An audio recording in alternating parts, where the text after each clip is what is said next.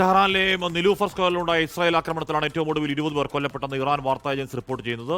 ലെബനനിലെ ഹിസ്ബുള്ളക്കെതിരെ ആക്രമണം ശക്തമാക്കാനാണ് ഇസ്രായേൽ നീക്കം. തെക്കൻ ലെബനനിലെ ഗ്രാമങ്ങളിൽ നിന്നും ഒഴിഞ്ഞു പോകാൻ ജനങ്ങൾക്ക് നിർദ്ദേശം നൽകി.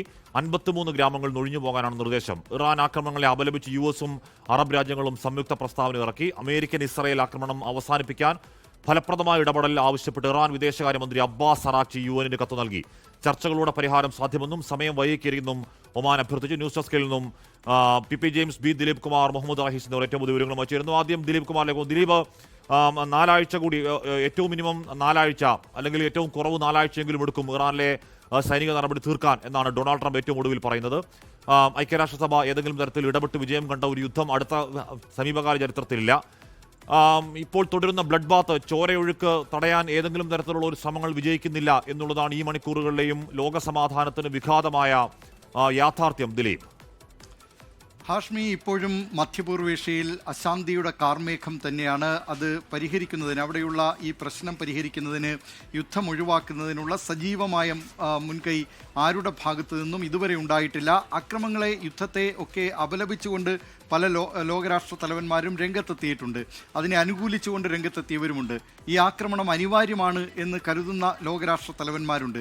പക്ഷേ ആരും തന്നെ ഈ പ്രശ്നം ഇപ്പോൾ പരിഹരിക്കുന്നതിന്, ഇറാനും മറ്റ് ശക്തികളുമായുള്ള, പാശ്ചാത്യ ശക്തികളുമായുള്ള ആ ഭിന്നത പരിഹരിക്കുന്നതിനുള്ള ശ്രമം ഇതുവരെ ആരുടെ ഭാഗത്തു നിന്നും ഉണ്ടായിട്ടില്ല എന്നതാണ് യാഥാർത്ഥ്യം.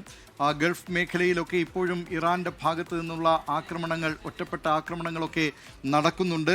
അതിനെ മിസൈൽ വേധ സംവിധാനങ്ങൾ ഉപയോഗിച്ച് ആ രാജ്യങ്ങൾ പ്രതിരോധിക്കുന്നുമുണ്ട്. ഇപ്പോൾ ലെബനനിലെ ഭാഗത്തു നിന്നാണ്, ലെബനനിൽ നിന്ന് അവിടെയുള്ള ഹിസ്ബുല്ല ഇപ്പോൾ ഇസ്രായേലിനെതിരെ ആക്രമണം കടുപ്പിക്കാൻ ഒരുങ്ങുകയാണ്. അവർ ചില ഒറ്റപ്പെട്ട ആക്രമണങ്ങൾ നടത്തി. പക്ഷേ ഇസ്രായേൽ ശക്തമായി ലെബനനിലേക്ക് തിരിച്ചടി നൽകിയിരിക്കുകയാണ്. ലെബനൻ്റെ പല ഭാഗങ്ങളിൽ നിന്നും, അതായത് ഇസ്രായേൽ ലെബനൻ അതിർത്തിയിലുള്ള ആ സ്ഥലങ്ങളിൽ നിന്നൊക്കെ ജനങ്ങളുടെ കൂട്ടപലായനമാണ് ഇപ്പോൾ നടന്നുകൊണ്ടിരിക്കുന്നത്. ലെബനീസ് പ്രസിഡന്റ് ഇസ്രായേലിനെതിരെയും അതോടൊപ്പം തന്നെ ഹിസ്ബുല്ലക്കെതിരെയും രംഗത്തെത്തിയിട്ടുണ്ട്. ഈ ലെബനന് നേരെയുള്ള ഇസ്രായേലിൻ്റെ ആക്രമണം ആ രാജ്യത്തിൻ്റെ പരമാധികാരത്തിന് മേലുള്ള കടന്നുകയറ്റമെന്നാണ് ലെബനീസ് പ്രസിഡന്റ് ജോസഫ് ആനോൺ പറഞ്ഞിട്ടുള്ളത്.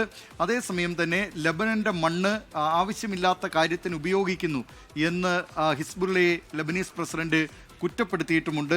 മറ്റൊരു പ്രധാനപ്പെട്ട കാര്യം വരുന്നത്, അവിടെ ഇറാനുമായി ബന്ധപ്പെട്ടുകൊണ്ട് തന്നെ ഈ ആക്രമണങ്ങൾ നടക്കുമ്പോഴും ഇസ്രായേൽ അവിടെ ടെഹ്റാനിൽ ആക്രമണം കൂടുതൽ ശക്തമാക്കുകയാണ്. നിരവധി സ്ഫോടന ശബ്ദങ്ങൾ കേട്ടതായി ടെഹ്റാനിൽ നിന്ന് വിവിധ വാർത്താ മാധ്യമങ്ങൾ റിപ്പോർട്ട് ചെയ്യുന്നുണ്ട്. ദുബായിൽ ഇപ്പോൾ അവിടെ ചില സ്ഫോടന ശബ്ദം കേട്ടതായി ഇപ്പോൾ വാർത്തകൾ വരുന്നുണ്ട്. അവിടെ വിമാനത്താവളത്തിൽ നിന്നൊക്കെ ജീവനക്കാരെ ഒഴിപ്പിക്കുന്നതായും വാർത്തകൾ, വിവിധ വാർത്താ ഏജൻസികൾ ആ കാര്യങ്ങളൊക്കെ റിപ്പോർട്ട് ചെയ്യുന്നുണ്ട്.